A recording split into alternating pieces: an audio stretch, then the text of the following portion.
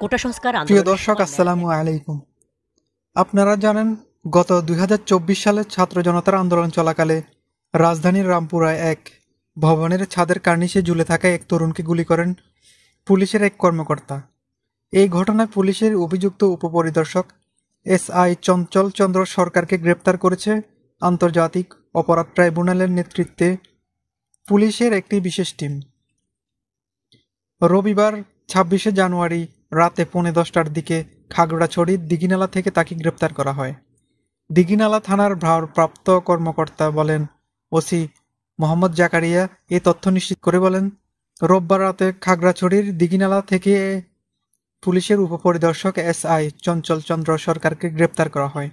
আন্তর্জাতিক অপরাধ ট্রাইব্যুনালের সহকারী অ্যাটর্নি জেনারেল তানবীর হাসান জোহার নেতৃত্বে অভিযান চালিয়ে তাকে গ্রেপ্তার করা হয়। এ সময় তাদের সঙ্গে ছিল ঢাকা থেকে আসা পুলিশের একটি বিশেষ ইউনিট।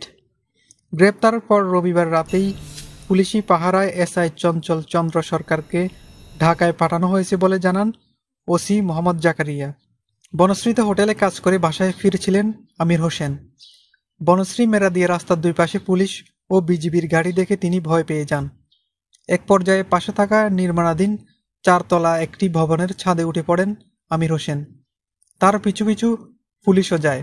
এক পর্যায়ে প্রাণে বাঁচতে রড ধরে ঝুলতে থাকেন তিনি।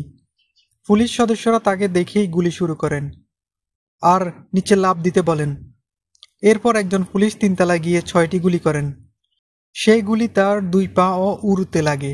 সবগুলো গুলি এক জায়গা দিয়ে ঢুকে অন্য জায়গা দিয়ে বের হয়ে যায়। এরপর তিনি 3তলায় পড়ে যান। এরপর তার চিৎকার শুনে 4-5 জন লোক এসে বনশ্রীর ফেমাস হাসপাতালে নিয়ে যান। সেখানে ব্যান্ডেজ ও রক্ত বন্ধ করার পর রাত 1টার দিকে তাকে ঢাকা মেডিকেলে নিয়ে যাওয়া হয়। হাসপাতাল থেকে চিকিৎসা নিয়ে তিনি মেরাদিয়া বাসায় ফেরেন আমির হোসেন। সেই দিনের স্মৃতিচারণ করে বলেন, সেদিন পুলিশ যাকে পেয়েছে তাকেই গুলি করেছে।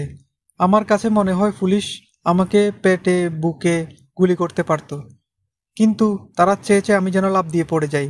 কিন্তু এত উপর থেকে লাফ দিলে মনে হয় আমি বাঁচতাম না। কিন্তু যে সময় গুলি করেছিল আমার মনে হয়েছিল আমি আর বাঁচব না। আমি ছটফট করছিলাম যন্ত্রণায় আর গড়াগড়ি করছিলাম। এরপর আমার চিৎকার শুনে 4-5 জন লোক এসে আমাকে বনশ্রীর ফেমাস হাসপাতালে নিয়ে যায়। সেখানে ব্যান্ডেজ ও রক্ত বন্ধ করার পর রাত 1টার দিকে আমাকে ঢাকা মেডিকেলে নিয়ে যাওয়া হয়। 5টি গুলি লাগে পায়ে, 1টি গুলি লাগে উরুর পাশে।